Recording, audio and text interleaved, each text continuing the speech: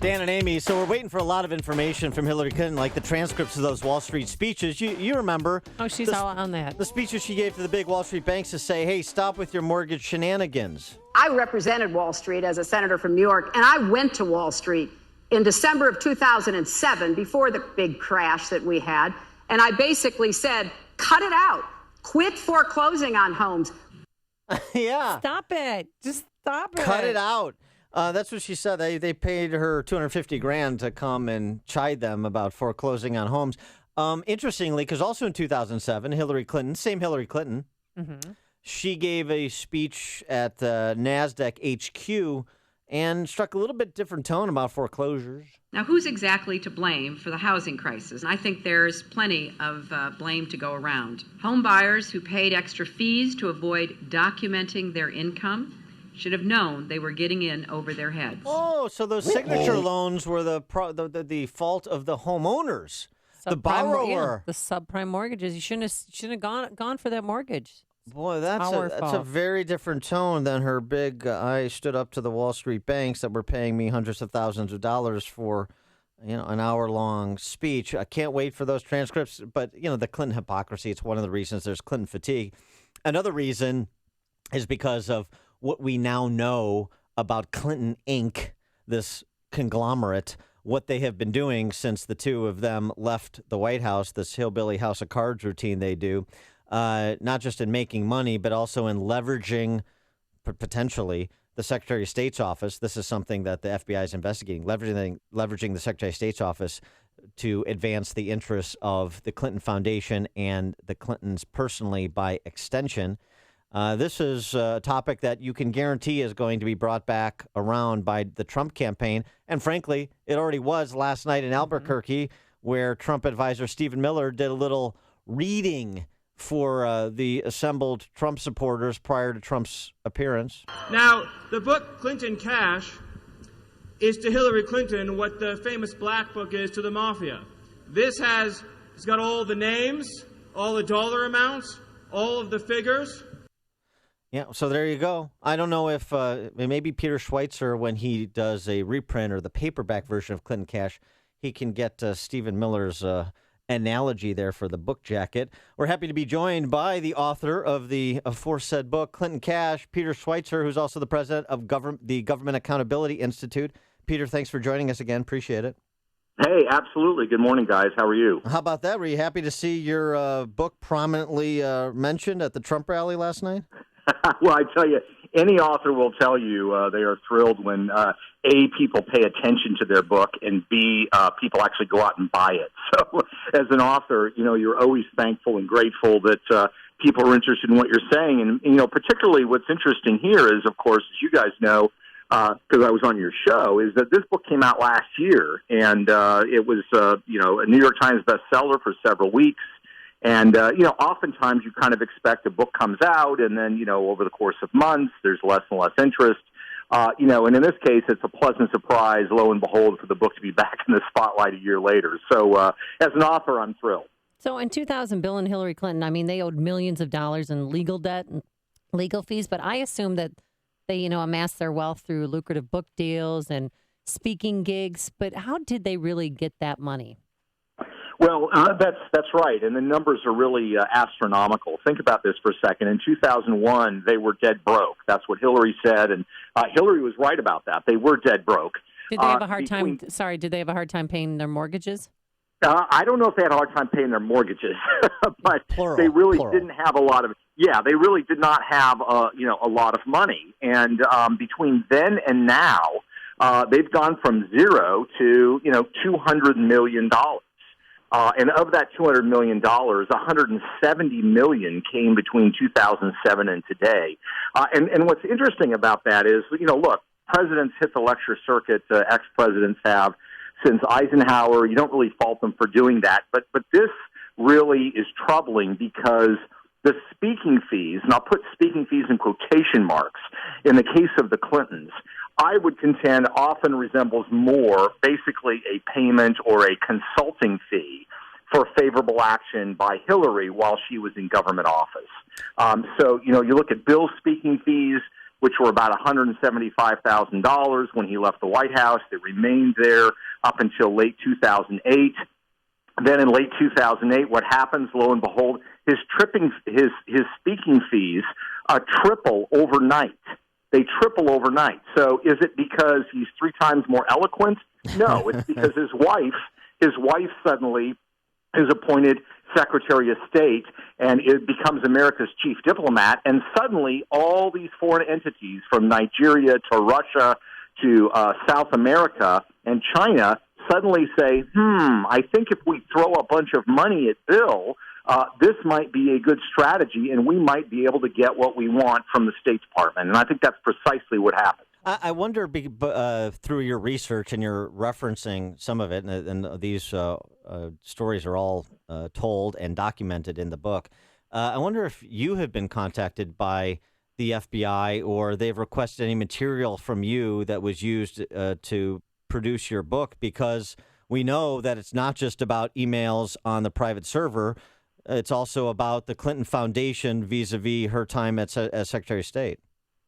It is, and that's a very good question, and I hate to punt on you, but I would just say that, look, Government Accountability Institute, we've been around for 4 years.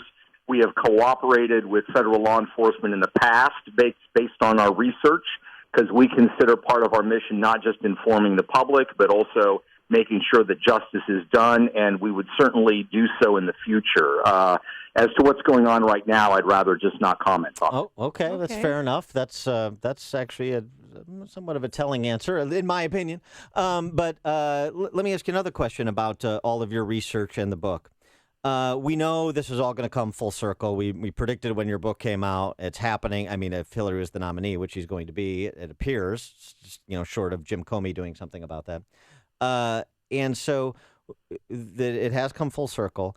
And the question now becomes, because it is such a target-rich environment, and because some of these stories that you document are complicated, or at least more complicated than a 30-second commercial or a 2-minute exchange in a debate provides for in terms of explaining these in detail to the larger American electorate, where do you think the softest underbelly that is explainable, that could be assimilated by the American public, is with respect to all of Clinton Inc.'s business dealings?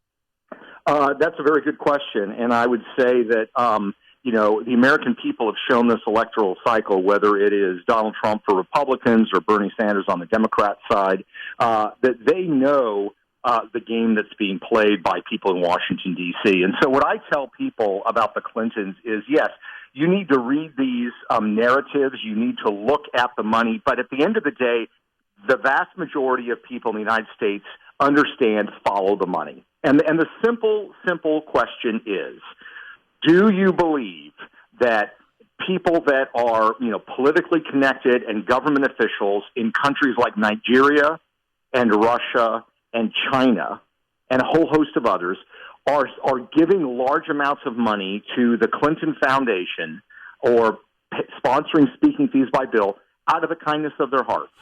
Or do you believe that they want something and are getting something in return? That's really the fundamental question. And I consider it absolutely, completely naive to think that people that operate that have climbed to the top of corrupt countries like Nigeria and Russia are just now suddenly saying, we just like Bill and Hillary. We think they're good, civic-minded people. We want to throw money at them, and we don't want anything in return. Well, what is the Clinton Foundation doing in Haiti? And are they helping anybody there? Yeah, I mean, that's something that comes up quite frequently. And the answer is, the people that are being helped most in Haiti, surprisingly, and the Clintons would say coincidentally, happen to be major donors to the Clinton Foundation. By all accounts, the reconstruction of Haiti has been an abysmal exercise. There have been billions of dollars thrown at the problem there after that horrific earthquake in January of 2010. And you would expect with a country that's relatively small getting that amount of money that you would see, rebuilt infrastructure, rebuilt roads, rebuilt homes. As I chart out in the book, and it's been, demonstrated by other media outlets, that's really not what's happened. What's happened is that large sums of money that were supposed to go for reconstruction ended up going for projects that benefited major Clinton donors. The biggest one where they took federal taxpayer dollars was to build a textile factory in Haiti. Now, what's ironic about this is the earthquake in Haiti happened in the southern part of the country. That's where it was devastated. The north of Haiti was not affected by the earthquake at all. But where did they build with taxpayer dollars this textile factory? They built it in the northern part of the country because that's where the major donors who are now getting their textiles produced, for pennies on the dollar, wanted it built. And that's just one example of numerous examples of people who have given them lots of money, who have sponsored speaking fees, made out very, very well in Haiti, and unfortunately, the people of Haiti, not so much. Speaking of someone who made out well through his association with the Clintons, Terry McAuliffe, the Virginia governor, seems that perhaps the circle is widening with the revelation in the last couple of days that Terry McAuliffe is the subject of an FBI investigation into illegal campaign contributions he may have received while running for governor of Virginia. He's a former Clinton Foundation board member as well as a DNC chairman and a Bill and Hillary friend, 2008 campaign co-chairman for Hillary. Were you surprised to see Terry McAuliffe looped into this?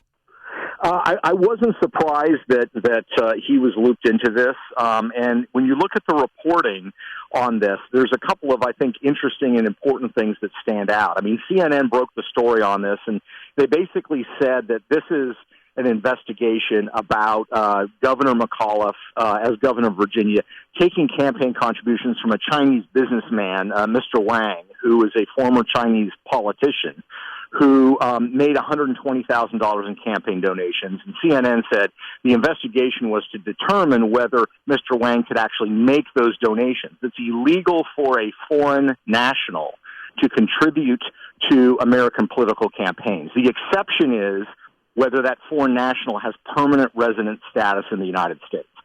So, the CNN and I think the McAuliffe campaign and administration has said, well, this is just an investigation about whether Mr. Wang could legally make those contributions, which does not, I think, reflect what is going on. And here's why. The investigation into McAuliffe began 1 year ago by the FBI. It does not take the FBI 1 year to determine whether Mr. Wang has permanent resident status in the United States. All they need to do is check records. I mean, that's all they need to do. What they are investigating, I would argue, is not so much those donations in isolation and whether Mr. Wang could make them. I think what they are investigating is the larger issue of the Clintons and their basically bagmen, the people that did most of the fundraising, which would be Terry McAuliffe, whether donations were made and favors were done in return, which is a more complex and difficult thing to investigate. Because part of the story is the overlap between Clinton Foundation donors and McAuliffe donors. That's exactly right. And this is how it works, in Clinton world. I mean, there's a network. You have the Clintons at the center of it, and then you have sort of the insiders, of which you would put people like Cheryl Mills, but you would also put Terry McAuliffe. And when they go off on their own ventures, they remain part of the solar system of Clinton world, but they oftentimes take that money with them. And you're exactly right. So Mr. Wang, in this case, who donated $120,000 to Terry McAuliffe's gubernatorial run and his inauguration as governor of Virginia, also has donated $2 million to the Clinton Foundation. So, yes, that's exactly right. There's a lot of overlap. There's a lot of flow of money, and this is about far more than whether Mr. Wang has permanent resident status in the United States. I think it's far more broad-based than that. He is Peter Schweizer, the president of the Government Accountability Institute, the author of Clinton Cash. If you haven't picked it up, it's a good time to do so. If you have, it's a good time to reread it. Peter, thanks so much for joining us. Appreciate it.